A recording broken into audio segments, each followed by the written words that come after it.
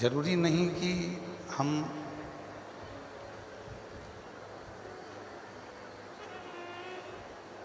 राम को भजेंगे तो ही मुक्ति मिलेगी, कृष्ण को भजेंगे तो ही मुक्ति मिलेगी, शिव को भजेंगे तो ही मुक्ति मिलेगी।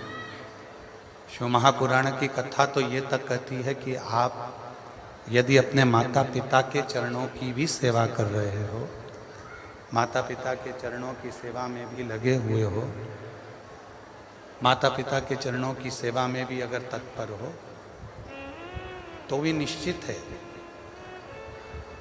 कि मुक्ति मिलना ही।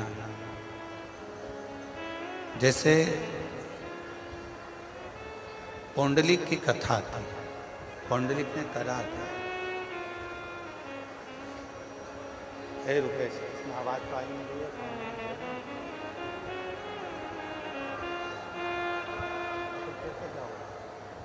यहाँ तो आवाज ही नहीं है, उनको भेजना तो कैसे होगा?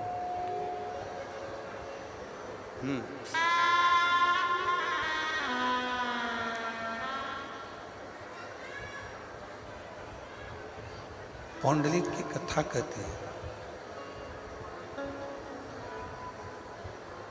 पौंडलिक की कथा वर्णन करती है कि पौंडलिक ने कहीं पर भी जाकर कोई तप नहीं करा, पौंडलिक ने कहीं जाकर कोई साधना नहीं करी, पौंडलिक ने कहीं जाकर कोई डेरा नहीं बनाया। पौंडलिक ने तो केवल एक कार्य करा, और वो अपने माता पिता की सेवा करे। और माता पिता की सेवा का, माता पिता की सेवा का जो फल पौंडलिक को मिला, वो स्वयं पंढरपुर में हरिविठ्ठल आकर विराजमान हो जाते हैं, जो पौंडलिक के सम्मुख में आते हैं।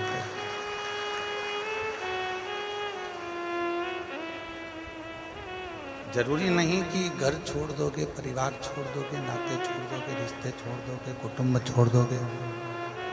आप अपना कुटुंब छोड़ दो, रिश्ते छोड़ दो, नाते छोड़ दो, फिर भगवान मिलेगा, ईश्वर मिलेगा, जरूरी नहीं। जरूरी है कि ईश्वर मिले, भले वो माता पिता की सेवा करें। हम अपने माता पिता की सेवा कर लें। हम चाहे किसी दीन दुखी की सेवा कर लें। कितना सुंदर कहा है शिव महापुराण में कि भूखे को भोजन और प्यासे को पानी और जय बाबा बर्फानी। अर्थात दरवाजे पर आया हुआ कोई प्यासा है, दरवाजे पर आया हुआ कोई भूखा है, उसको भी यदि हम भोजन करा रहे हैं, प्यासे को पानी पिला रहे हैं, तो ये सेवा भी, ये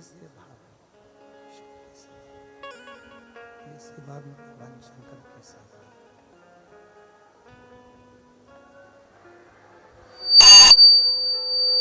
ये सेवा भी भगवान शिव की ही सेवा। ये सेवा भी भगवान शंकर की ही सेवा। किसी को एक बड़ा सुंदर एक प्रसंग चंचुला देवी ने पूछा, मुझे मेरे पति की चिंता। चंचुला देवी बोल रही, तो तुमरुका जी ने पूछा कि तुम्हें तुम्हारे पति की क्या चिंता है? तो कहा कि मेरा पति प्रेत योनि में पड़ा हुआ, और मेरा पति प्रेत योनि में पड़ा है और वो प्रेत योनि से बाहर नहीं निकल, तो उसकी चिंता तो मुझे है। जो प्रेत योनि में पड़ा हुआ है, प्रेत योनि से बाहर नहीं निकल रहा है, उसकी चिंता तो मुझे व्यापेगी। तो तुमरुका जी ने कहा कि यदि तुम्हें चिंता है कि तुम्हारा पति प्रेत योनि में है, तो तुम क्या कर सकते हो उसके लिए? तुम उसके लिए करोगे क्या? क्या कर सकते हो? तो चंचुला देवी ने कहा कि मैंने सुना है, पार्वती माता ने मुझसे कहा है, पार्वती जी ने मुझसे कहा है, माँ जगत जननी जगदम्बा पार्वती जी मुझसे बोली हैं कि आप यदि शिव महापुराण की कथा करवाती हो और उस कथा को यदि तुम्हारा पति श्रवण करता है तो निश्चित है कि वो प्रेत योनि से छूट जाए, प्रेत योनि से मुक्त हो जाए। चंचुला देवी कहती है कि मुझे चिंता व्याप रही, मेरा पति प्रेत योनि में है, उस प्रेत योनि से मुक्त करने की मुझे चिंता व्याप। संसार सागर में ऐसे ना जाने कितने हैं जो केवल एक चिंता के घेरे में घिरे हुए, पर शिव महापुराण की कथा कहती है, भगवान शंकर का चरित्र कहता है, शिव तत्व कहता है, शिव पुराण कहती है कि चिंता को छोड़कर तुम्हारे बस में जितना है कम से कम उतना तो करो। जब तुम्हारे बस में जितना होगा उतना भी तुम करोगे तो तुम्हारी चिंता धीरे धीरे मिटना प्रारंभ हो जाएगी और शिव की कृपा। आज व्यक्ति के बस में जितना है वो उतना भी नहीं करना चाहता। कई लोग ऐसे भी हैं संसार सागर में जो ये विचार करते रहते हैं कि जो करेगा वो ईश्वर करेगा, मुझे कुछ करना ही नहीं। कई लोग ऐसे हैं संसार सागर में जो विचार कर कर बैठे हैं कि मुझे कुछ नहीं करना, करेगा तो ईश्वर करेगा, जो करेगा वो परमात्मा करेगा, जो करेगा वो ईश्वर करेगा। तो ईश्वर कब करता है, भगवान कब साथ देता है? जब आप कुछ कर्म करो। और आप यदि कोई कर्म करोगे ही नहीं, कोई कर्म करना ही पसंद नहीं करोगे तो ईश्वर कैसे साथ देगा? तेरे मंदिर में आना मेरा काम है और मेरी बिगड़ी बनाना तेरा। अब इन लाइन में आप खुद भी बोलकर देखिए।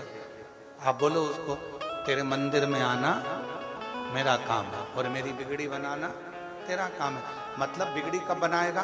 तेरे मंदिर में जब मैं आऊंगा। मतलब मैंने प्रयास करा तेरे मंदिर में आने का, मैंने प्रयास करा तेरी कथा को श्रवण करने का, मैंने प्रयास करा तेरे मंदिर में जाकर एक लोटा जल चढ़ाने का, मैंने प्रयास करा तेरे शरणागति ग्रहण करने का, मैंने प्रयास करा श्री शिवाय नमस्तुभ्यम बोलने का, मैंने प्रयास करा भगवान की भक्ति करने का।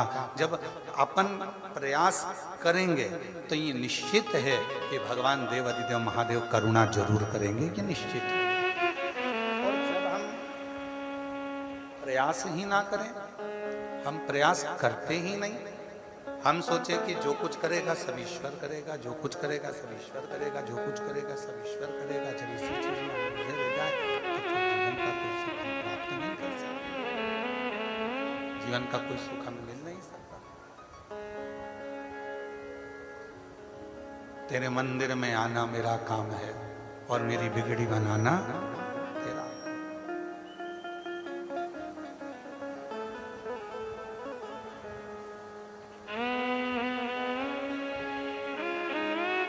तुम रुका जी कर चंचुला, जितना मनुष्य के बस में होता है उतना यदि मनुष्य अपना कर्म करते हैं, जितना मनुष्य के बस में,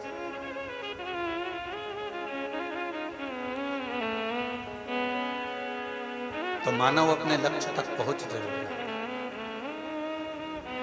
एक सुंदर प्रसंग आता है,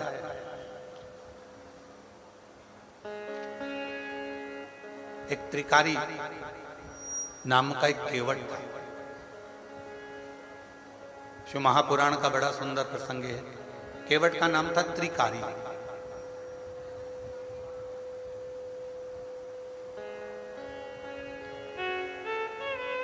एक नदी के तट पर रहता था, छोटा सा झोपड़ा उसने नदी के तट पर बना दिया और वहीं पर उसका विश्राम।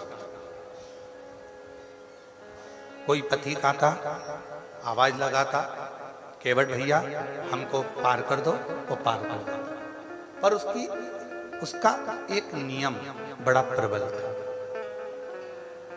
एक नियम उसका इतना प्रबल था, और वो नियम था उसका, सबसे पहले किसी पथिक को छोड़ने से पहले सबसे पहला शुरुआत अगर कहीं से करता था तो नदी के तट पर जितनी भी निर्माल्य कोई डाल कर जाता था, नदी के तट पर जितना भी निर्माल्य कोई पटक कर जाता था, नदी के तट पर जितना भी निर्माल्य कोई छोड़ कर जाता था, उस निर्माल्य को एकत्रित करता था। उस निर्माल्य को एकत्रित कर कर उस निर्माल्य को ले जाकर बीच धार में ले जाकर छोड़कर विसर्जन कर देता था।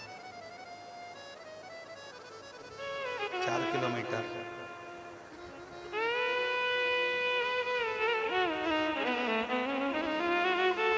निर्माल्य को बीच धार में छोड़कर जाता था। पूरे तट का निर्माल्य एकत्रित करता, और एकत्रित करने के बाद उसको बीच धार में पानी भरकर जहां पानी बहता उसी में उसको छोड़ देता। त्रिकारी केवल एक ही कार्य करता था कि जितना भी निर्माल्य मिल जाता नाव में रख लेता और उसको बीच धार में छोड़ देता, बीच। और शिव पुराण क्या कहती है, कोई भी कर्म बेकार नहीं होता, उसका फल जरूर मिलता। संसार सागर में जन्म लेने वाला मनुष्य जो करता है उसका फल 100 गुना मिलता जरूर है। एक चावल का दाना मनुष्य पृथ्वी में बोता है, 100 चावल के दाने प्राप्त करता है। एक गेहूं का दाना पृथ्वी में बोता है, 100 गेहूं के दाने प्राप्त करता है। एक सोयाबीन का दाना पृथ्वी में बोता है, 100 सोयाबीन के दाने प्राप्त करता है।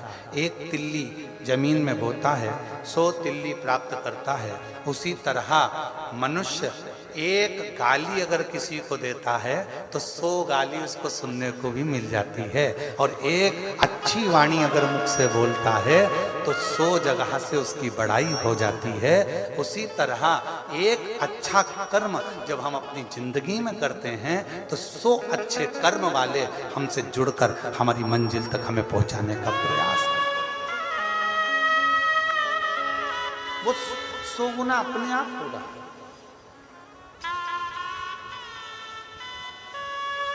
उसको करा नहीं जा रहा, वो अपने आप ही हो रहा है।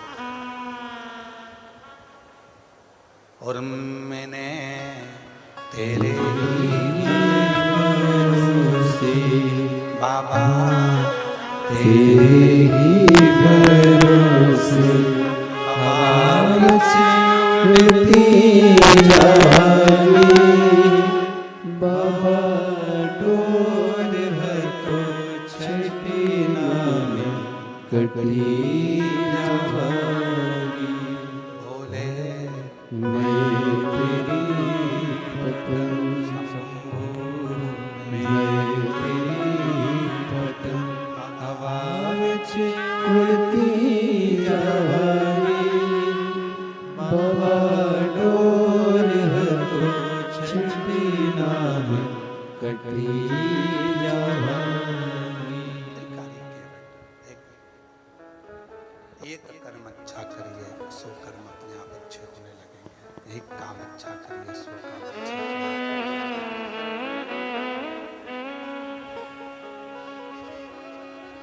कर्म कोई बुरा नहीं होता, जिस कर्म को करोगे वो सारे कर्म अच्छे हैं, कोई कर्म बुरा नहीं। आवाज तो बढ़ा दो, आवाज नहीं आ रही है, पब्लिक भी परेशान हो रही है। एक कर्म अच्छा करोगे, 100 कर्म अपने आप अच्छे होंगे। कर्म श्रेष्ठ करो और मत बुरे कर्म कर बंदे, वरना पछताएगा। भगवान की आंखों से तू बच नहीं पाएगा, तू बच नहीं पाएगा। हरि ओम अज्ञानी मत करना दानी, हरि ओम अज्ञानी मत कर नादानी। तेरे कर्म का फल भी तू ही पाएगा, जैसा किया तूने तेरे आगे आएगा। मत बुरे कर्म कर बंदे वरना पछताएगा। भगवान की आँखों से तू बच नहीं पाएगा, तू बच नहीं पाएगा। अरे ओ अज्ञानी मत कर नादानी। भगवान शंकर का चरित्र कह रहा है, शिव महापुराण की कथा कह रहा है, शिव तत्व कह रहा है। त्रिकारी घाट पर पड़े हुए सारे निर्माल्य को एकत्रित करता है और उस एकत्रित करे हुए निर्माल्य को नदी की बीच धार में जहाँ पानी बहुत तेज मात्रा में बह रहा हो वहां ले जाकर छोड़ देता है। कोई भी कर्म आप अपनी जिंदगी में जितने कर्म कर रहे हो, कर्म यदि आपका श्रेष्ठ है तो उसका फल भी श्रेष्ठ ही हो।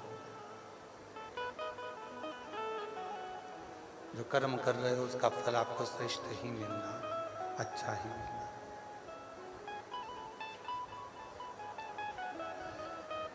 अब त्रिकारी का नियम था रोज का, प्रतिदिन का।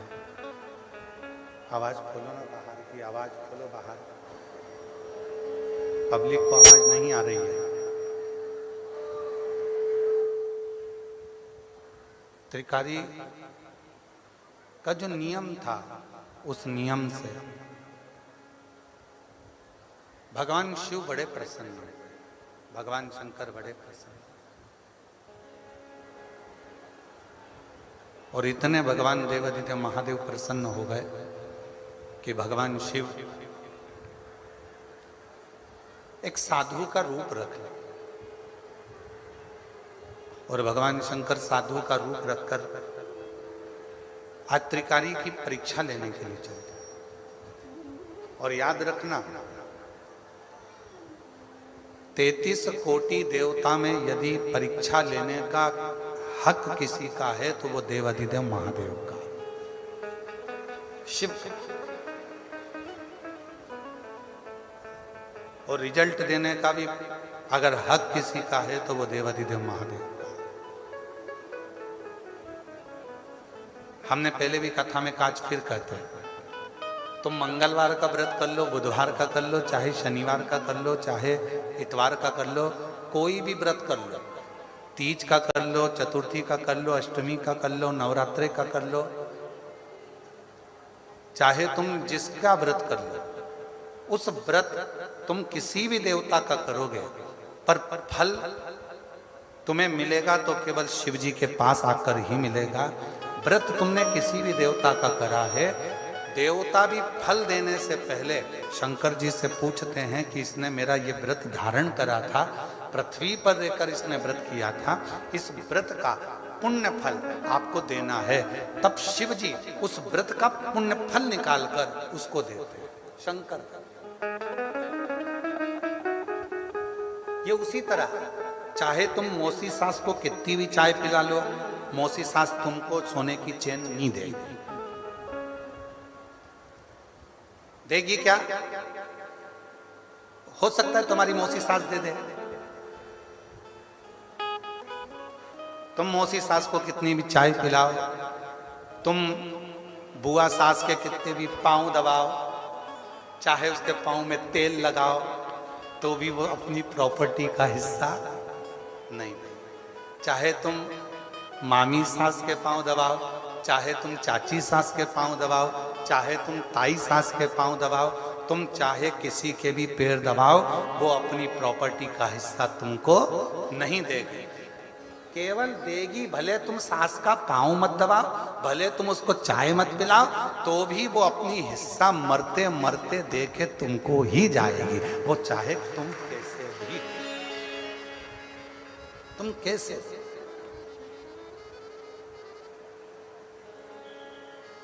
हिस्सा वही देगी, हक वही देगी, उसके सिवा कोई देने वाला नहीं, कोई नहीं।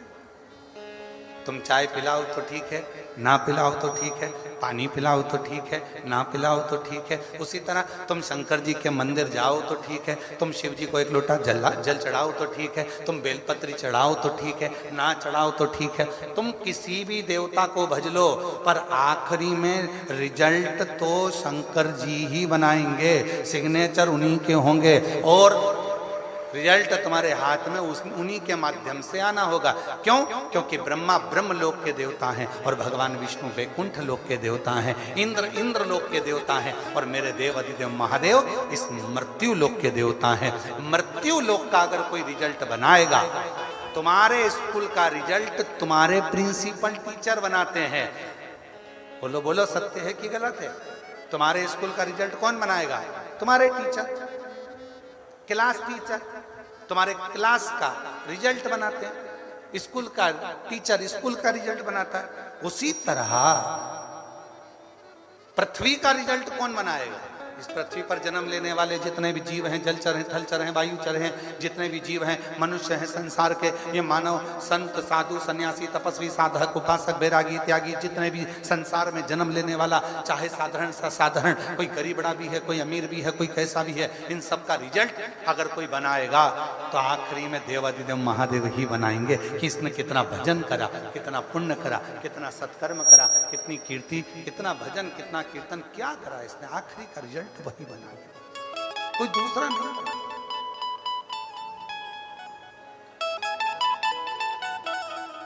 बच्चे क्या करते हैं? अब बच्चों से समझदारी सीख लो। बच्चे क्या करते हैं? मम्मी कितनी समझदार होती है, बच्चे की कोचिंग ट्यूशन कहां लगाती है? क्लास टीचर के। क्लास टीचर क्या क्यों लगाती है? एक दो नंबर अगर थोड़े गड़बड़ हो भी जाएंगे तो ये साल भर उसके यहाँ ट्यूशन जाएगा तो वो एक दो नंबर कहीं ना कहीं बढ़ा देगी। क्लास की टीचर है। इसीलिए आपसे निवेदन है, शंकर जी के मंदिर में ट्यूशन लगा लो, एक लोटा जल चढ़ाने रोज जाते रहोगे तो नंबर बढ़ाता रहेगा। ये कौन सा नंबर? कहा दुख काटने का, तकलीफें काटने का, कष्ट काटने का, परेशानियां काटने का। जो तुम्हारे जीवन में दुख है, कष्ट है, परेशानियां हैं, जो तुम्हारे जीवन में तकलीफें हैं, उसको काटने का नंबर मेरा शिव बढ़ाता रहे, मेरा शंकर बढ़ाता रहे।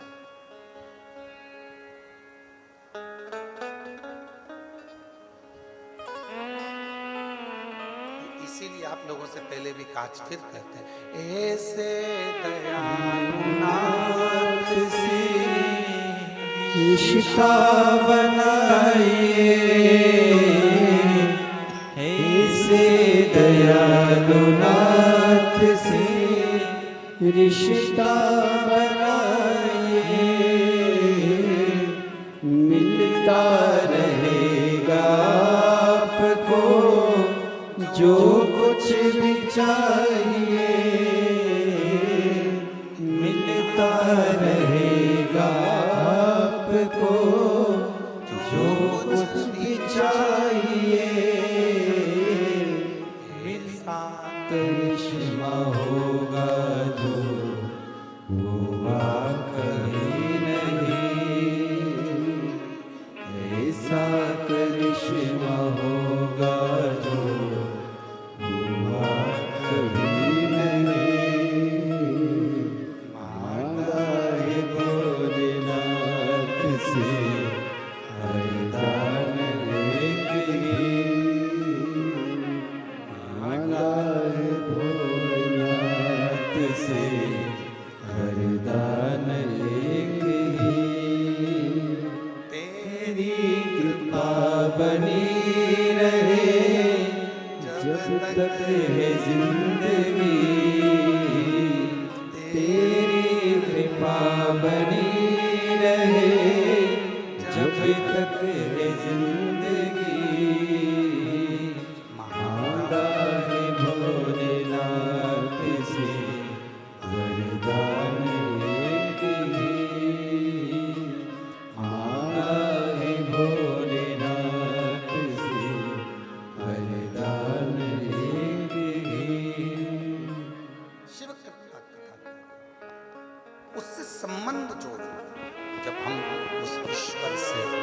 परमात्मा से, शिव से संबंध जोड़ लेते हैं तो जीवन की सारी अटकलियां, जीवन के सारे दुख, जीवन की सारी तकलीफें, जीवन का सारा कष्ट अपने आप मिटना प्रारंभ हो जाता है, अपने आप समाप्त होना।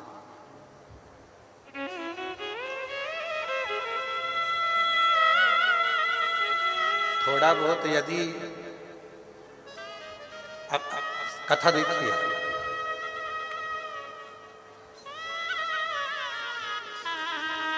दक्ष प्रजापति की पुत्री माता सती को शादी होते से ही शिव जी कथा सुनाने लगा।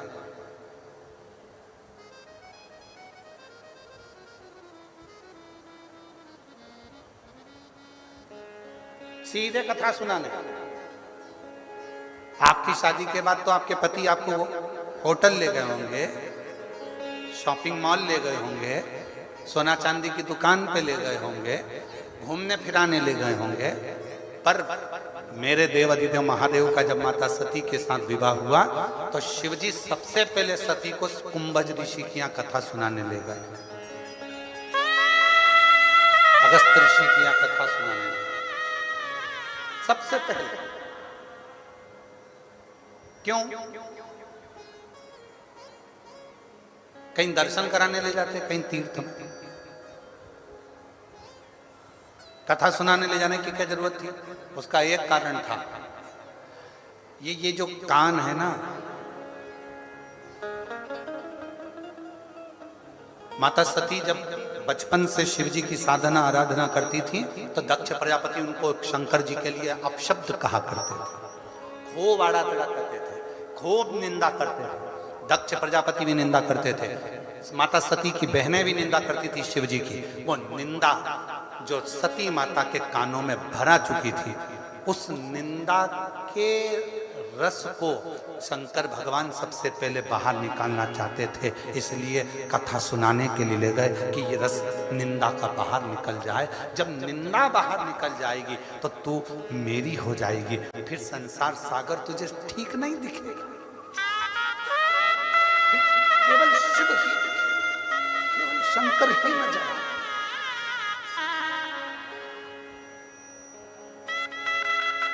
तुझे कोई दूसरा नजर नहीं आएगा, कोई दूसरा तुझे नहीं दिखेगा, दिखेगा तो केवल शिव ही दिखेगा, दिखेगा तो केवल शंकर ही दिखेगा।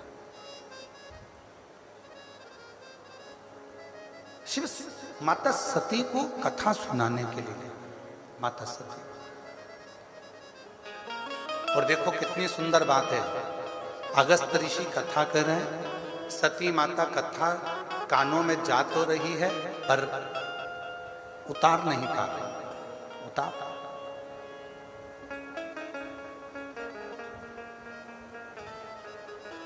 हम तो आपको धन्यवाद देते हैं,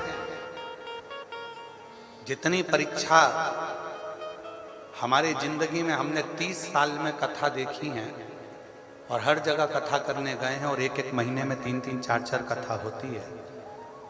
जितनी परीक्षा हमने किसी कथा में नहीं देखी, उतनी परीक्षा हमने यवतमाल की इस कथा में देखी।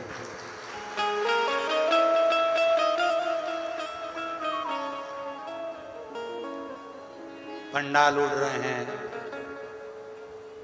भोजनशाला का पंडाल कहीं नीचे रखा जाता है, कहीं साउंड सिस्टम, हरे रामा हरे कृष्णा।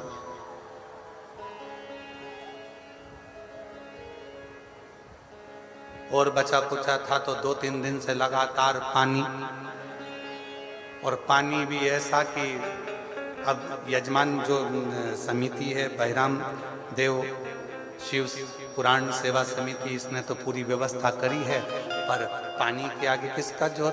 ऐसा पानी गिरे, पानी भी ऐसा गिरे जैसे सावन और भादों का, गरज गरज के, बरस बरस के। अच्छा, हमको तो ऐसा लग रहा था कि भगवान भी साउंड की टेस्टिंग कर रहे हैं, हमारा साउंड वाला तो गड़बड़ हो गए, तो भगवान सोचे कि मैं मेरा साउंड देखूं कहीं मेरा तो गड़बड़ नहीं हो गया, तो वो भी टेस्टिंग कर रहे थे। बिजली चमचा चमका चमका के, बिजली चमका चमका के देखा, टार्च मार मार के, कोई गई कि नहीं गई घर। फिर देखा इंद्रदेव ने कि वो तो पंडाल में अभी भी बैठी है, तो एक बार फिर घर जाओ, फिर फिर देखो बिजली चमका के गई नहीं गई।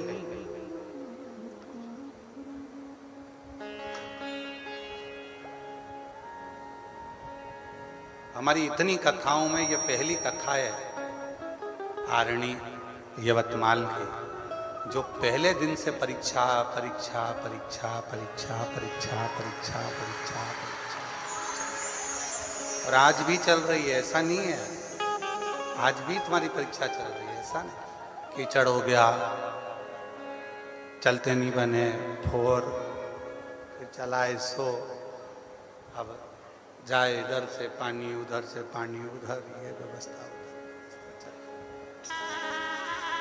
फिर भी बहिराम देव शिव महापुराण सेवा समिति के लिए एक बार ताली बजाओ। उसने बहुत मेहनत करी है, बहुत। यहाँ के विधायक महोदय को भी मैं धन्यवाद दूंगा, वो भी इस अथक प्रयास में लगे रहे कि ये कथा सुचारू रूप से चलती है। एक बार विधायक महोदय के लिए भी, उनके लिए भी ताली बजाओ कि उन्होंने भी, यहाँ के जो भी सदस्य हैं उन्होंने बहुत सुचारू रूप से इसको करने का प्रयास किया, बहुत कर। और तेरी कृपा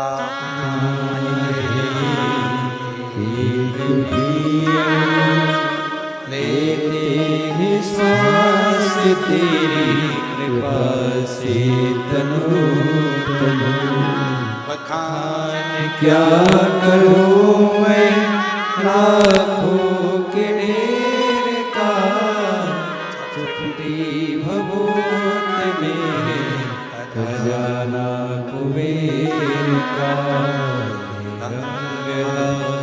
मुक्ति द्वार ओमकार तू, भोले ओमकार तू, आयो शरण तिहारी शंभु तार तार तू। बहुत परीक्षा ली, परीक्षा चालू। तो शिवजी ने त्रिकारी केवट की परीक्षा ली, और शिव परीक्षा बहुत अच्छी लेते, और जितनी जितनी मेरे शंकर भगवान परीक्षा लेते हैं उतना उतना फल भी देते।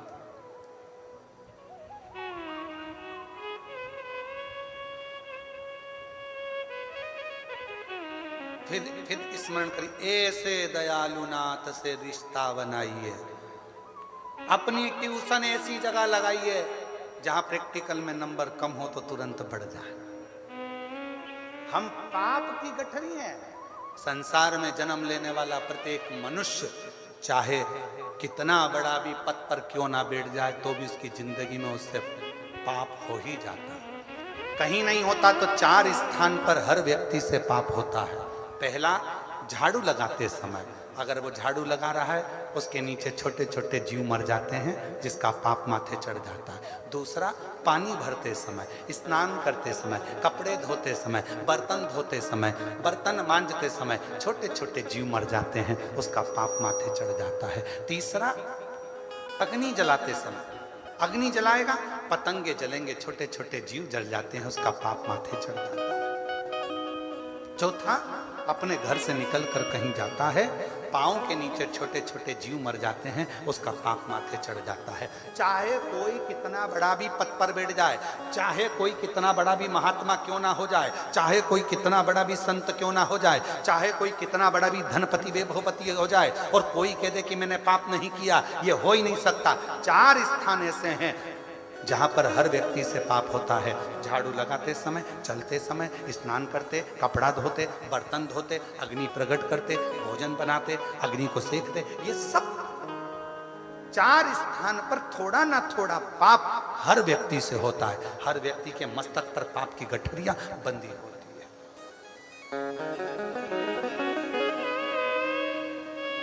तो ऐसा नहीं कि संसार सागर में किसी ने पाप कर्म नहीं करा, पाप कर्म ये संसार सागर में हर व्यक्ति से पाप होता है। तो पाप होता है तो एक काम क्यों ना करें, हम शिव से जान पहचान बनाए। क्यों? क्योंकि हमारी फाइल तैयार करेगा तो देवाधिदेव महादेव करेगा, और फाइल तैयार होगी, सिग्नेचर होगा, तब जाकर वैकुंठ में वो कहते हैं ना भैया तुमको अमेरिका जाना है या दुबई जाना है तो तुम्हारा जो पासपोर्ट है वो अच्छा सब दूर से सील ठप्पा लगा हुआ तैयारी कर कर वहाँ तो केवल देखा जाएगा, हाँ किसके सिग्नेचर है, हाँ ठीक है बिठाओ और पहुँचाओ। बस उसी तरह से अपने इस जीवन पर संपूर्ण हमारे चाहे अच्छे कर्म हो, बुरे कर्म हो, पाप कर्म हो, श्रेष्ठ कर्म हो, उन सब पर अगर कोई सिग्नेचर करेगा तो मेरा देव अधिदेव महादेव करेगा। और अंत समय प्रभु आना पड़ेगा। सबको आता है, सबको आता है, सब बोलो अंत समय प्रभु आना पड़ेगा, वचन दिया तो निभाना पड़ेगा। आए न आए प्रभु कुटुंब कबीला, अंत समय प्रभु आना पड़ेगा, वचन दिया तो निभाना पड़ेगा।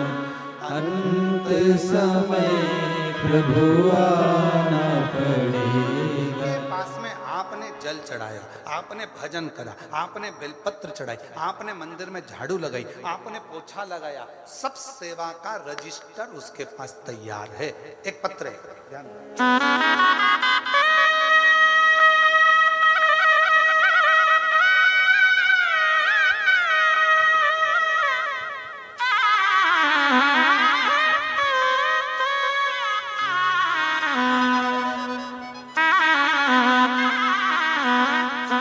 मेरा नाम सो जय श्री रविंद्र टेहरे, मेरा मोबाइल नंबर ये है।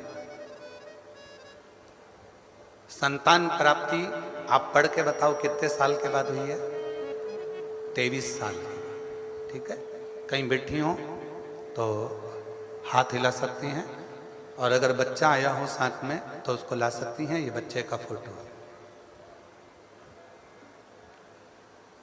मेरा नाम सो जय श्री रविंद्र टेहरे, मोबाइल नंबर ये है। मेरी शादी को 23 साल हो चुके हैं गुरुदेव। अब जरा उस बहन की दुख भरी का कथा सुनिएगा, जरा कहानी जरा इस पत्र के माध्यम से सुनिए। मेरा बड़ा बेटा, मेरा एक बेटा 13 साल का था, तब उसको खेलते खेलते गले में फांसी लगी और वो मुझे छोड़कर चला गया। अब उन्होंने तो एक 13 साल और एक 18 साल लिखा है, पत्र को पढ़िए। एक 13 साल का लड़का था, उसको भी फांसी लगी, वो चला गया खेलते खेलते बच्चों के साथ। दूसरा बेटा था मेरा 18 साल का, वो भी मुझे छोड़कर चला गया। एक 13 साल का गया, एक 18 साल का, वो भी मुझे छोड़कर चले गया। बहुत दुख होता था गुरुदेव, दिन रात रोती थी, आंख से आंसू बहता रहता था। घर के बाहर बैठी हुई, दिया लगाना भी बंद कर दिया था घर के बाहर। एक दिन बैठी थी, तब किसी एक बच्ची ने आकर कहा, वो सीहोर वाला बाबा कथा कहता, उसकी कथा तो टीवी पर सुना कर काकी, वो बाबा सबकी सुनता। टीवी पे कथा सुनने से कोई बच्चा हो जाता? मैंने उस बच्ची को थोड़ा चिल्लाया, बच्ची चली गई। फिर मन में आया कि वो सीहोर वाला बाबा है कौन। टीवी चालू करी, आस्था चैनल, कथा सुनना प्रारंभ करी और बाबा से वहीं बैठकर प्रार्थना करी, बाबा कृपा कर, मैं कहीं नहीं जा सकती क्योंकि मेरे 2 बेटे चले गए, लोग मुझे अपशब्द कहते हैं। मेरा 13 साल का और मेरा 18 साल का बेटा चले गया, लोग मुझे आड़ा टेढ़ा कहते हैं, मैं किसको मुंह दिखाऊं? अब तू ही कुछ कर सकता है। मैं नहीं जानती थी कि शिव जी पे जल चढ़ाने का क्या फल होता है। मैंने बस एक नियम लिया, भगवान शंकर के मंदिर में जाना, रोज मंदिर जाती, लोटा भर के जल चढ़ाती, आचमन करती, बाबा के मंदिर में झाड़ू लगा देती, पोछा लगा देती। गुरुजी आप कहते हो उसके पास में सबका हिसाब है, हो सकता है मेरे बाबा ने हिसाब रखा और 23 साल के बाद मेरे घर में पुत्र रत्न की प्राप्ति हो गई। 23, एक 13 साल का बेटा चले गया, एक 18 साल का बेटा चले गया। मना कर दिया था डॉक्टरों ने, तुम्हारे यहां अब संतान नहीं हो सकती, आस छोड़ दी थी, तो भी मेरे बाबा ने मुझे औलाद दी। एक लाइन लिखी है, आप उसको पढ़िएगा, जो हमने कल भी गुनगुनाई थी। मेरा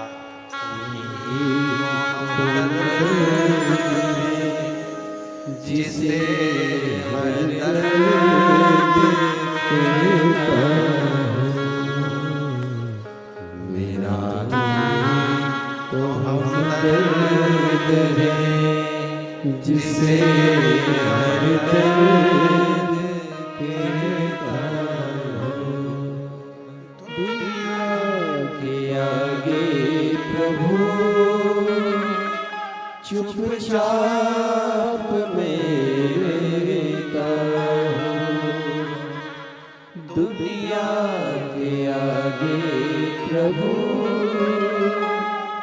चुपचाप मेरा हूँ। मेरा तू ही तो हमदर्द है, जिसे हर दर्द कहता हूँ। मेरा तू ही तो हमदर्द है, जिसे हर दर्द कहता हूँ। आया नजर ना कोई भी अपना, जब मुझको दरकार थी, जब मुझको दरकार थी, तब मेरे पद का जीवन के रथ का तू ही बना सारथी, तू ही बना सारथी।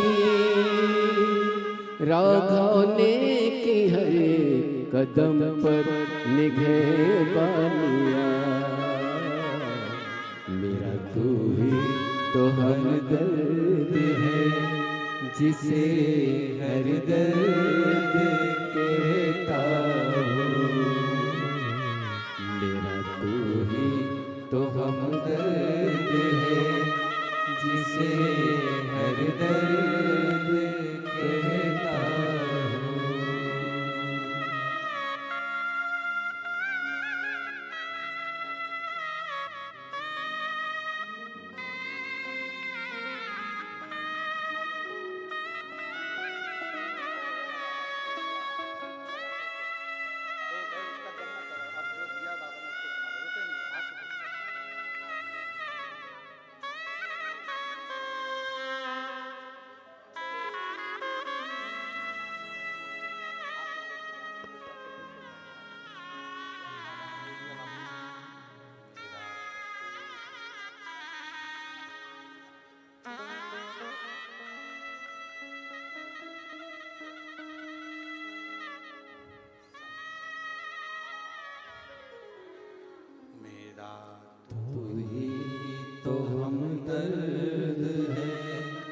जिसे हर दर्द कहता हूँ।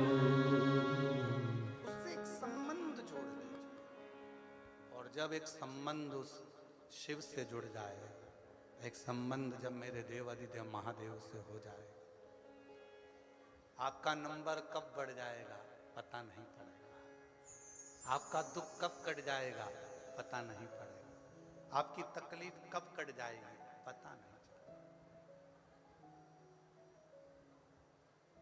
कब दुख कटेगा, कब तकलीफ मिटेगी? शिव परीक्षा लेते, परिणाम भी देते, रिजल्ट भी देते। और जब देता है तो दुनिया का सारा सुख प्रदान कर देता है। त्रिकारी के दरवाजे पर आवाज लगाई सुबह सुबह एक साधु ने, मुझे पार कर दो, उस पार जाना। शिव साधु बनकर आया।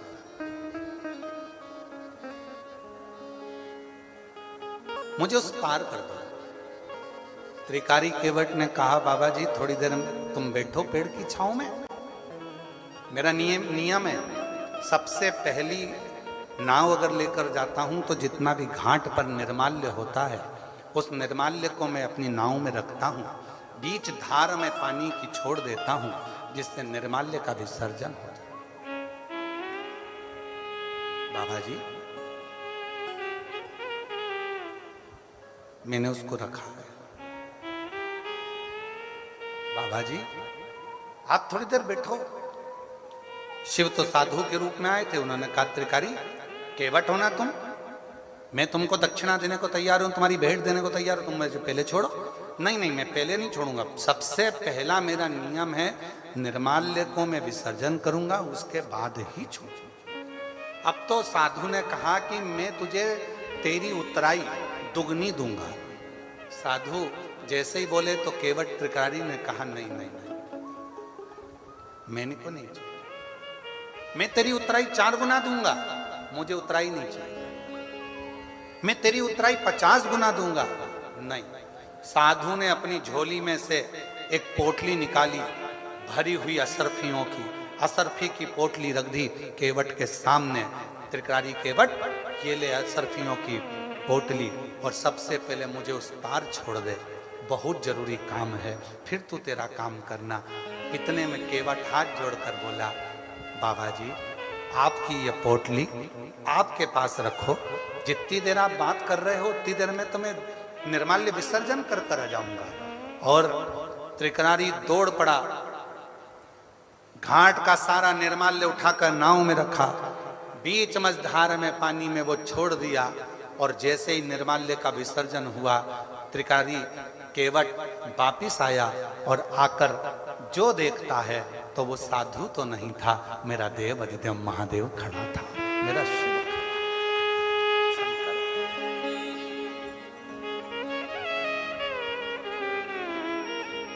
कोई दूसरा नहीं था, वो मेरा शिव था, वो मेरा शंकर था। एक पत्र है, उस पत्र में एक भाई ने लिखा,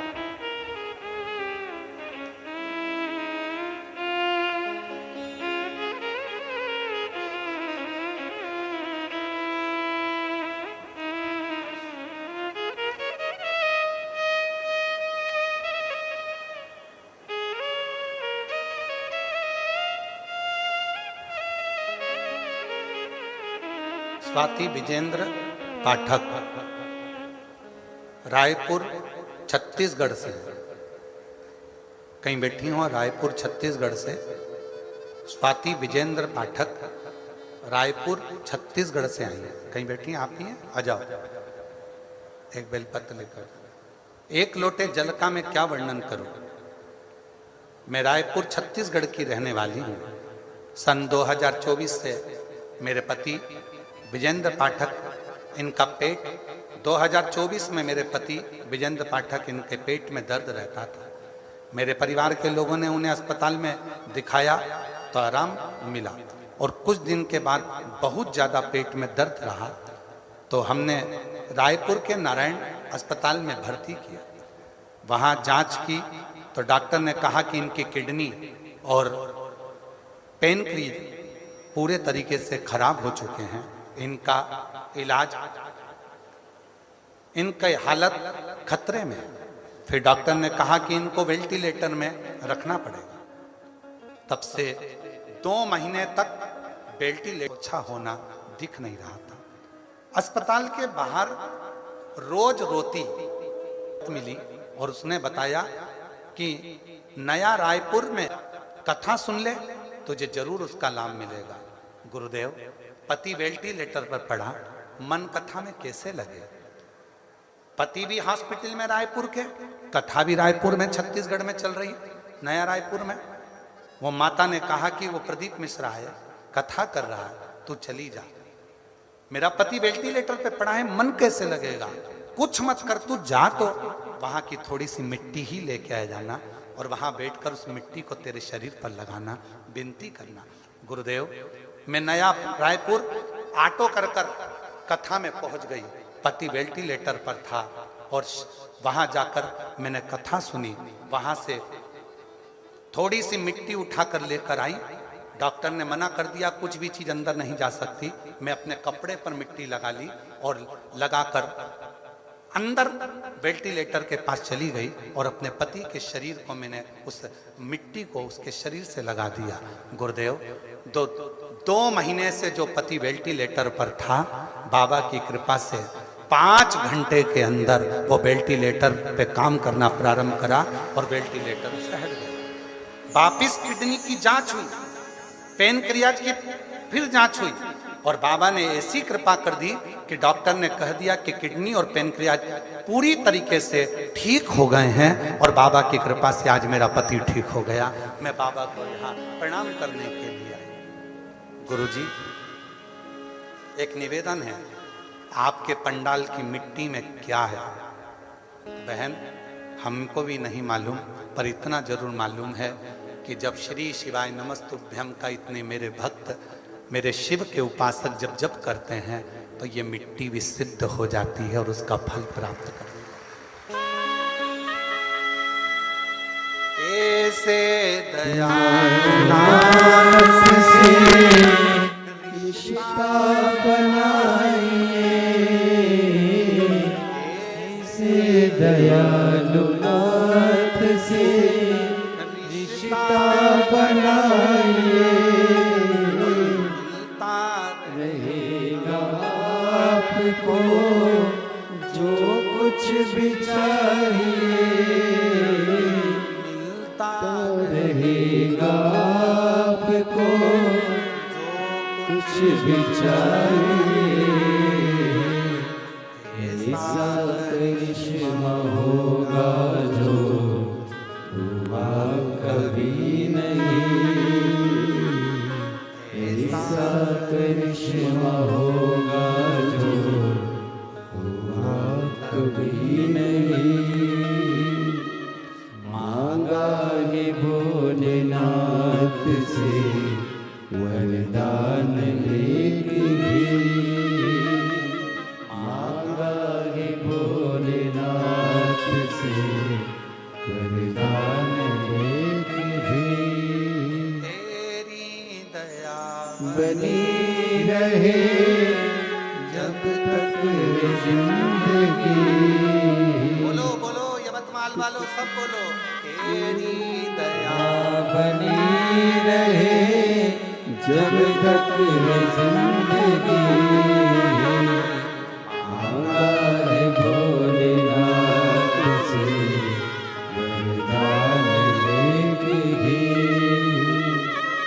मांगा है भोलेनाथ से वरदान लेके भी। बस उसकी उदारता, उसकी शरणागति।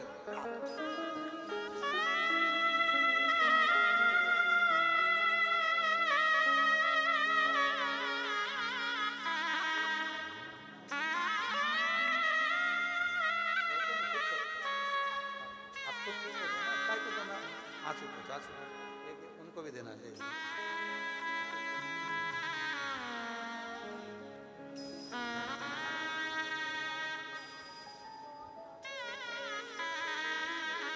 बेटी कर रही है, बहुत ज़्यादा सीरियस थे, डॉक्टर ने तो हाथ ही ऊंचे कर दिए थे। 2 महीने से वेंटिलेटर पर। डॉक्टर ने कहा था 1% भी चांस नहीं है, केवल बॉडी ही जाएगी। बेटी पहुंच गई रायपुर, नया रायपुर ऑटो पकड़कर बैठ गई कथा के पंडाल में। पति हॉस्पिटल में, खुद कथा के पंडाल में पहुंच गई मिट्टी लगा के शरीर पे। और बाबा की कृपा से बेटा सावित्री के रूप में तुम हो जो अपने सत्यवान को वापिस लेकर आ गई। ये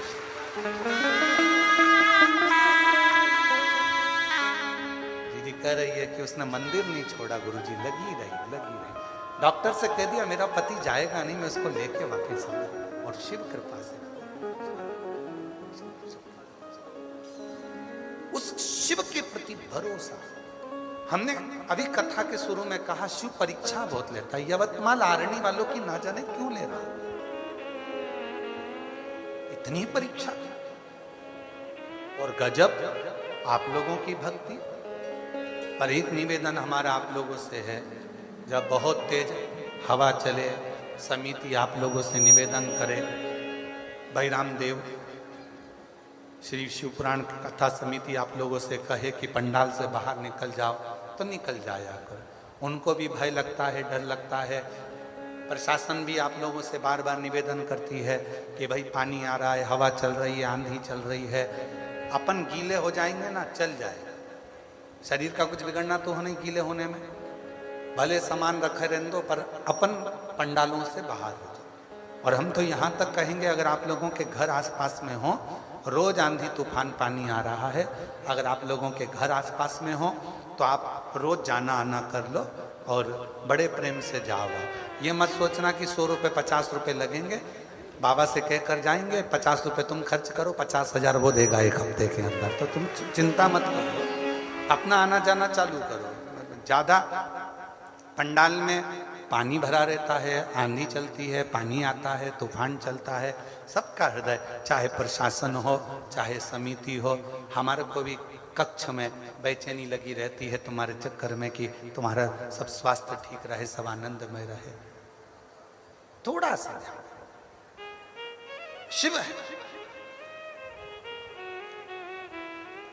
कई लोग कहते हैं हम शिव जी के भरोसे, हम भी शिव जी के भरोसे, पर कर्म तो करना पड़ेगा ना। सब शिव के भरोसे रो मना नहीं है, परंतु थोड़ा वो तो जब कोई कह रहा है कि बाहर निकल जाओ, निकल जाओ, चल दो, अपने को आगे बढ़ा।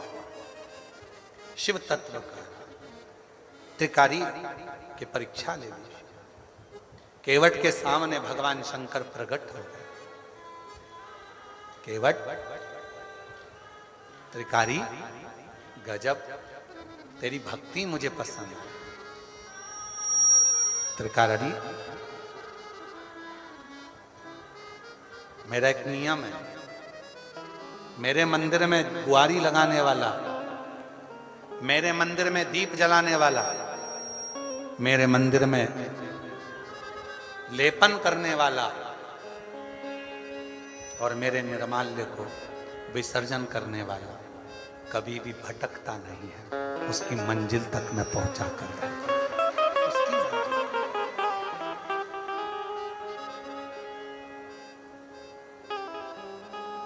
मेरी जीजियों, किसी किसी मंदिर में पुजारी जी नहीं है, किसी किसी मंदिर में पंडित जी नहीं है। शंकर जी का मंदिर है गांव में, उसमें पुजारी जी नहीं है, पंडित जी नहीं है, उसमें कोई सेवादार नहीं है, और माताएं उसमें पशुपति व्रत कर रही हैं। जरा समझना है, और जिसको समझ में आ जाए तो वो दूसरे को भी समझाना। माताएं पशुपति व्रत कर रही हैं। गांव की 15 माताओं ने, 25 माताओं ने, 10 माताओं ने, 8 माताओं ने पशुपति व्रत करा। अब 8 माता जब पशुपति व्रत करेगी, मंदिर में जाएगी, प्रसाद के 2 हिस्से रखकर आएगी। ठीक है, समझ में आ रही है ना सभी को? प्रसाद के वो 2 हिस्से रखकर आएगी। अब 8 माता जब प्रसाद के 2 हिस्से रखे, तो वो 2 हिस्से रखने पर तो 16 हिस्से तुम इकट्ठे हो गए। अब तुम्हारा क्या काम है? कई माताएं डरती है, प्रसाद को मैं उठाऊं कि नहीं उठाऊं, प्रसाद का मैं क्या करूं जो वो रख के गई है। तो आपका काम क्या है? आप अगर पशुपति व्रत नहीं कर रही हो, आपका यदि पशुपति व्रत नहीं है, तो एक बर्तन लेकर जाओ, उसमें प्रसाद को इकट्ठा करो और छोटे छोटे बच्चों को बड़े प्रेम से उस प्रसाद को आरती के बाद शाम को वितरण करो।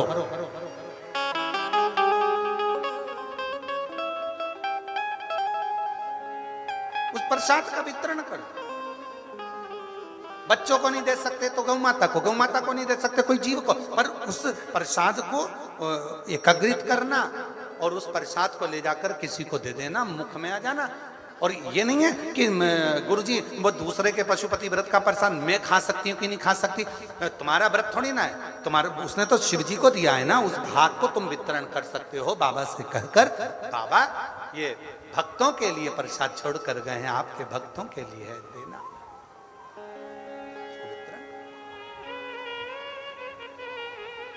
और अगर कहीं पुजारी जी हैं, कहीं पंडित जी हैं, कहीं विद्वत ब्राह्मण विराजमान हैं मंदिर में, तो वो तो करते ही हैं, वो तो सब प्रसाद बांट ही देते हैं। पर कहीं कोई कोई शिवालय ऐसे भी हैं, हो सकता है आपके गांव में कोई मंदिर शंकर जी का ऐसा जहां कोई पुजारी जी ना हो, कोई पंडित जी ना हो, कोई विद्वत जन ना हो, तो वहां कोई प्रसाद चढ़ा कर चले गया, रखा रिया।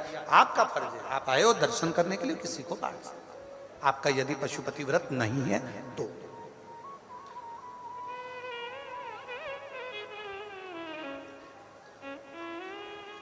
सेवा का फल मिलता जाए। सेवा किसी भी रूप में, किसी भी रूप में सेवा।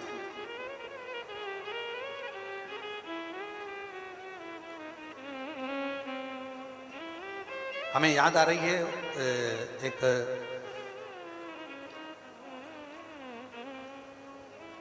नोएडा के एक अमित रघुवंशी नाम का एक लड़का, नोएडा में उसका मिलना हुआ। अगर वो कथा सुन रहा होगा तो उसको प्रसन्नता भी होगी। अमित रघुवंशी अच्छा बच्चा, 4 भाई हैं, 2 भाई दिल्ली में, वहीं नोएडा में हैं। उसने बहुत मेहनत कर ली, आखिरी में भी नोएडा में आने के बाद भी उसकी कोई जॉब नहीं लग रही। और हम वहीं कथा करने के लिए, वो स्कूल में कथा चल रही थी, हमारे कौन सा स्कूल था वो स्मरण में नहीं है हमको, हम वहाँ कथा कर रहे थे। वो आया मिलना है। अब हम तो कुछ बताते ना करते। उसने कहा गुरुजी प्रणाम, ऐसा है, क्या करें? तो हमने कहा बस मंदिर में झाड़ू पोछा करो, सेवा करो, 1 लोटा जल चढ़ाओ, इससे बढ़कर क्या है। उसकी नौकरी करोगे तो वो तनख्वाह देना चालू करेगा, जिसकी भी नौकरी करोगे तनख्वाह तो देगा। वो अमित रघुवंशी ने शिव जी के मंदिर जाना चाहिए, और बाबा की ऐसी कृपा हुई, एक ही काम करता था, मंदिर में केवल जाता था, क्योंकि इतनी दूर लोटा ले जाने में उसको दिक्कत होती थी, तो मंदिर की जो बाल्टी होती थी पानी की, उस पानी की बाल्टी को नल से भरकर मंदिर में रख देता था। बस एक ही काम करता था, बाल्टी को भर के मंदिर में रख देता, और जो आता था वो मंदिर को 1 बाल्टी, जो दूर रहते वो लोटा नहीं लाते, तो वहां से भर भर के चढ़ाता। उसका फल ये मिला कि उस अमित रघुवंशी की नौकरी इतनी अच्छी कंपनी में लग गई। बाद में उसने पत्र लिखा, गुरुजी आज मेरी नौकरी अच्छी कंपनी में हो गई। ये शिव की उदाहरण, ये शिव किसको नहीं दिया मेरे शिव, मेरे शंकर भगवान किसको नहीं देते? सबको। ऐसा कोई नहीं है संसार सागर में जिसको शंकर भगवान ना देते, शिव ना देते।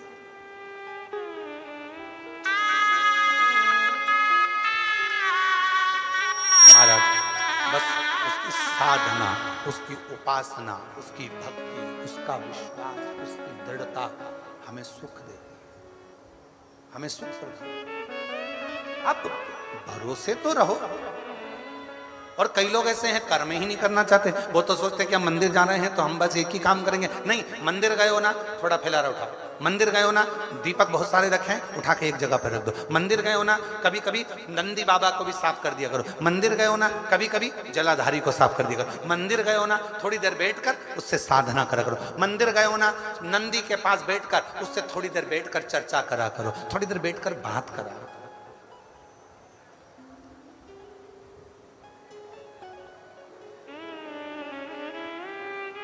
बैठ गए वो, आ बैठ मेरे पास बैठ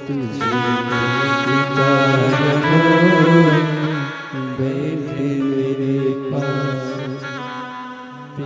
कुछ कहो ना मुझसे कहे, बैठ मेरे पास तुझे देखता रहो, बैठ मेरे पास।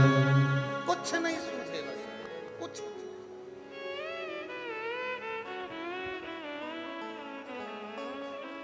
शिव जी के मंदिर में जो जाना प्रारंभ करते हो, शंकर जी के मंदिर में जो तुम झाड़ू लगाना प्रारंभ करते हो, हमने कहा था बेलपत्र सिद्ध है, शिव जी पे चढ़ा जल सिद्ध है, रुद्राक्ष सिद्ध है, शंकर जी पे चढ़ी हुई भस्म सिद्ध है। हमने आपसे कहा शिव जी के पास जो जा रहा है वो सब सिद्ध है, शंकर के पास जो पहुंच रहा है वो सब सिद्ध है। उसमें कुछ ये नहीं सोचना पड़ेगा कि इनको सिद्ध कैसे करें।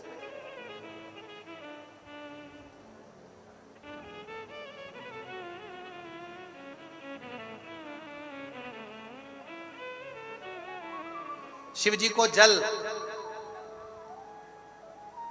सोने के लोटे से चढ़ाया जाता है, चांदी के लोटे से चढ़ाया जाता है, तांबे के लोटे से चढ़ाया जाता है, पीतल के लोटे से चढ़ाया जाता है, स्टील के लोटे से चढ़ाया जाता है, कांसे के लोटे से चढ़ाया जाता है, हीरे के लोटे से चढ़ाया जाता है, पन्ना के लोटे से चढ़ाया जाता है। काय के लोटे से शंकर भगवान जल को स्वीकार करते हैं। जम के बोले, जम के तांबे के लोटे से शिव जल को स्वीकार। क्यों भैया? चांदी क्या शिव स्वीकार नहीं करते? सोना क्या शिव स्वीकार नहीं करते? हीरे जवाहरात ये सब क्या शिव स्वीकार नहीं करते? तो तांबे से भगवान शंकर का ऐसा कौन सा मेल है? तांबे से 33 कोटि देवता का ऐसा कैसा मेल है? तांबे से भगवान नारायण का ऐसा क्या प्रेम है? तांबे के लोटे से, तांबे के पात्र से, तांबे के कलश से, तांबे के बर्तन से भगवान का इतना प्रेम कैसे हो गया? आखिर ताम्र का पात्र ही भगवान को प्रीत क्यों? 33 कोटि देवता को तांबे का बर्तन ही क्यों अच्छा लगता है? स्टील क्यों नहीं अच्छा लगता? सोना क्यों नहीं अच्छा लगता? चांदी क्यों नहीं अच्छी लगती? कांसा क्यों नहीं अच्छा लगता? पीतल क्यों नहीं अच्छा लगता? उनको सोना ही क्यों भाता? उसको तांबा ही क्यों भाता? तांबे की मूलता क्या है? और ये प्रश्न केवल एक नहीं है, ये प्रश्न कई लोगों का कि भगवान को तांबे का लोटा, तांबे का पात्र, तांबे का बर्तन, शिव को, राम को, कृष्ण को, भगवान को। अब दुनिया के लोग चांदी का प्रयोग करने लगे, चांदी का लोटा होना, चांदी का ये होना, चांदी का वो होना। अब थोड़ा सा अपना अपना भाव है, हम बोलेंगे तो लोगों को थोड़ी काली मिर्ची लग जाती है, इसलिए हम बोलते हैं।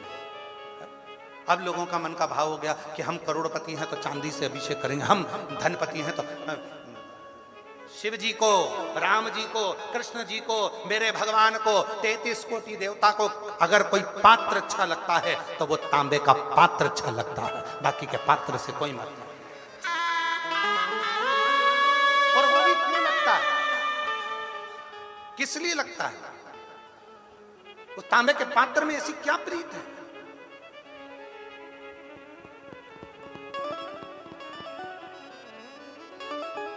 उसमें ऐसी क्या प्रीति आ गई? तो उसका भी वर्णन हमारे यहाँ शिव महापुराण में। और अगर शिव पुराण में नहीं पढ़ सकते तो वराह पुराण, और वराह पुराण गीता प्रेस गोरखपुर की लेकर आना, और वराह पुराण में उसका अध्ययन करिएगा, वराह पुराण में उसको पढ़िएगा। पृष्ठ संख्या 227, अध्याय 129, वराह पुराण आप उसमें पढ़िएगा। एक चरित्र मिलेगा बड़ा सुंदर। शिव क्या एक भक्त है, पर हे असुर, राक्षस है, असुर है, असुर प्रवृत्ति है उसकी, और नाम है उसका गुड़ाकेश। उसका नाम है गुड़ाकेश, और वो गुड़ाकेश वराह पुराण कहती है वो गुड़ाकेश असुर है, बहुत उपद्रव मचाता है, बहुत उत्पात मचाता है, बहुत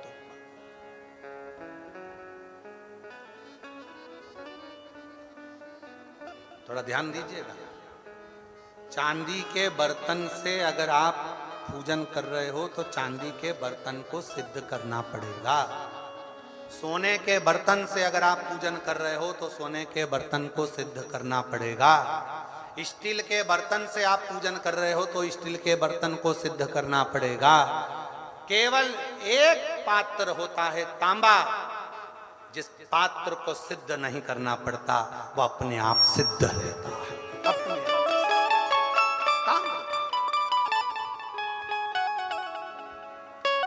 वराह पुराण कर रही है, शिव पुराण वर्णन कर रही है। एक गुड़ाकेश नाम का असुर है, बहुत उपद्रवी है, बहुत उपद्रवी। कहीं पर भजन ना होने दे, सत्संग ना होने दे, स्मरण ना होने दे, पुण्य कार्य ना होने दे। एक पथिक को वो गुड़ाकेश असुर त्राण दे रहा है।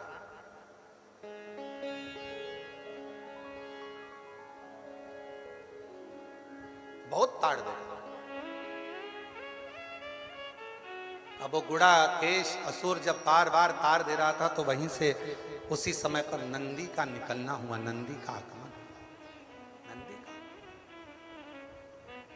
और नंदी निकल कर जा रहे थे। उन्होंने देखा कि कोई असुर एक पथिक को कष्ट दे रहा है, कोई असुर पथिक को कष्ट दे रहा है। नंदी रुक गए। वो नंदी ने रुक कर कहा, भाई तुम कौन हो? वो असुर हंसा, हंसकर कहा कि मैं गुड़ाकेश असुर हूं, जाओ यहां से, नहीं तो तुम्हें भी त्राण देना प्रारंभ कर दूंगा, कष्ट देना प्रारंभ कर दूंगा। नंदी थोड़ा मुस्कुराए और कहा, ए भाई तू इनको क्यों कष्ट दे रहा? इस पथिक ने क्या बिगाड़ा? क्या बिगाड़ा?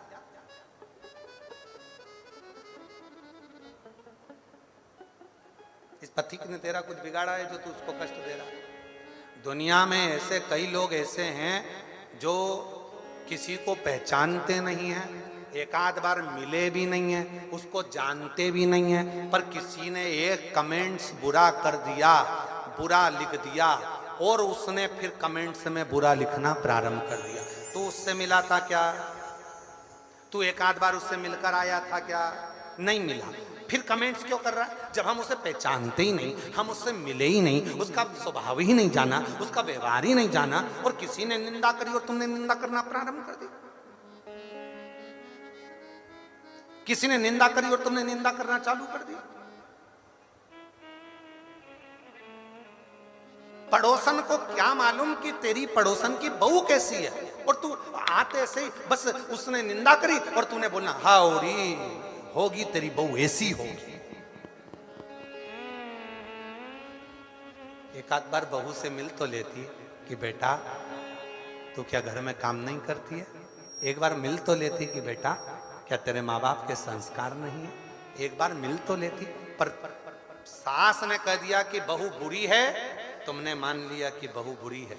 ऐसे ही संसार में कई लोग हैं जो कह देते हैं वो बुरा है, तो लोगों ने मान लिया हो सकता है वो महाराज ऐसा ही हो सकता है वो व्यक्ति वैसा ही हो सकता है वो व्यक्ति बुरा ही हो सकता है वो बहू बुरी हो सकता है वो सास बुरी हो। कैसे मान लिया? ना तुम मिले, ना बात करी, ना कभी उससे चर्चा करी, और तुमने बुरा बोलना चालू कर दिया। केवल निंदा सुनकर, केवल बुराई सुनकर, केवल निंदा भीतर उतार कर तुम निंदा में लग गए। नहीं, जो महापुराण की कथा कहती है कभी ऐसा ना करिए। अपने मन में ये विचार रखिए, अगर कोई निंदा कर भी रहा है तो उसको कह दो मैं तो उसको जानती ही नहीं, तो मैं बुरा कैसे बोलूं? मैंने उसको पहचानती नहीं तो मैं कैसे अनसन बोल दूं? मैं कैसे गलत बोल दूं? मैं तो मिला ही नहीं उससे, तो मैं कैसे बोलूं उसको?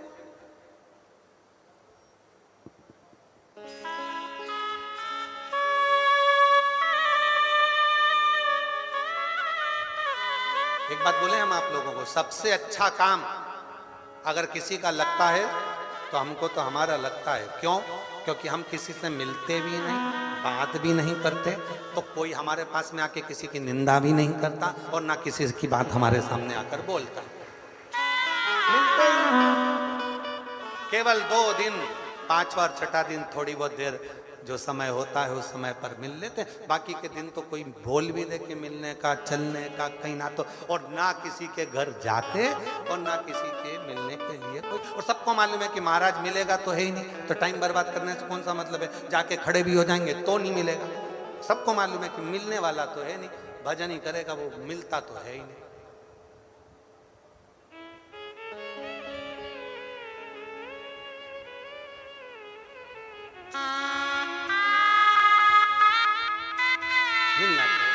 अभी हम बोलेंगे तो आप लोग कहोगे कि गुरुजी ऐसा बोलते थे। अभी सूरत में कथा थी, सूरत को डायमंड नगरी कहते हैं, हीरे के डायमंड। अब हम क्या बोले? एक भगत आए, कहा आशीष दिया को ऐसा ऐसा है और ऐसा ऐसा क्रम है, गुरुजी को बोलो ना 5 मिनट आए। डायमंड नगरी थी। हमने कहा आशीष उनको बोलो एक डायमंड हमारे पास में है, हमारा कुबरेश्वर बाबा, एक डायमंड है हमारे, कोहिनूर हीरा है, कोहिनूर हीरा। उसके आगे सारे हीरे फीके हैं। ये वो हीरा है जो रोता हुआ, जो जिस कामना से कथा के पंडाल में आकर बैठता है और मेरे शिव की शरणागति में बैठकर जो मांग लेता है, दुनिया क्या देगी वो देव अधिदेव महादेव 3 महीने में उसकी झोली में डाल।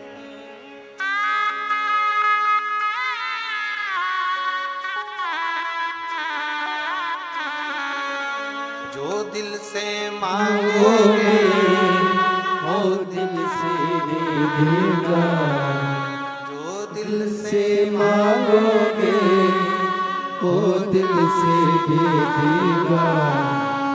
मेरा भोला भंडारी है, मेरा भोला भंडारी है, खाली झोली भर देगा। मेरा भोला भंडारी है, खाली झोली भर देगा।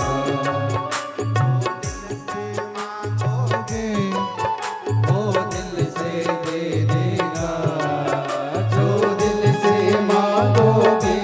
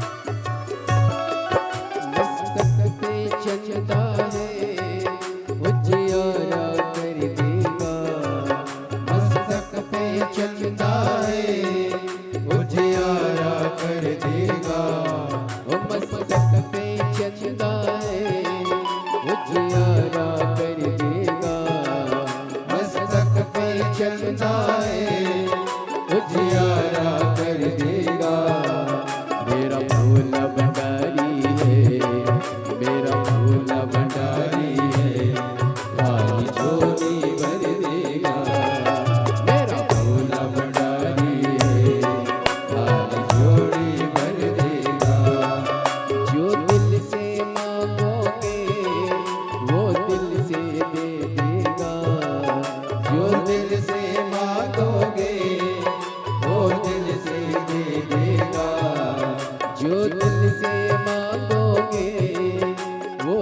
से दे देगा, जो दिल से मांगोगे वो दिल से दे देगा।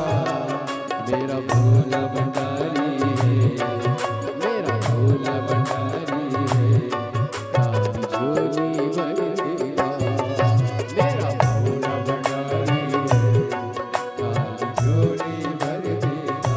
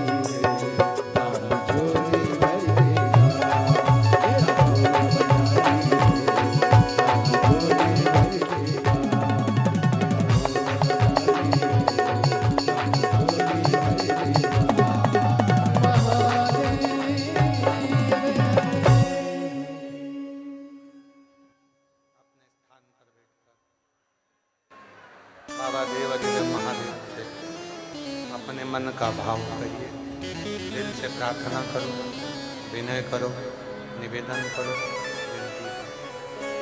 जहाँ जगह मिले वहाँ बैठकर बाबा को अपने मन का भाव। मस्तक पर चंदा है उजियारा कर देगा, मस्तक पर चंदा है उजियारा कर देगा।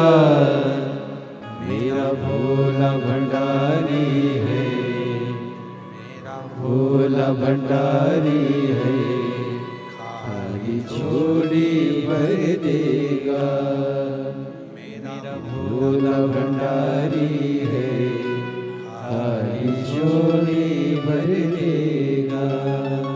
जो दिल से मांगोगे वो दिल से दे देगा, जो दिल से मांगोगे वो दिल से दे देगा। मेरा भोला भंडारी है, मेरा भोला भंडारी है, खाली झोली भर देगा।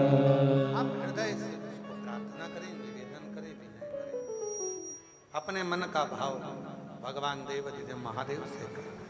ये कथा यवतमाल आरणी में जो चल रही है 30 मार्च से 5 अप्रैल तक, आज संपूर्ण देशवासियों को श्री हनुमान जी महाराज के जन्म महोत्सव की बहुत बहुत बधाई हो।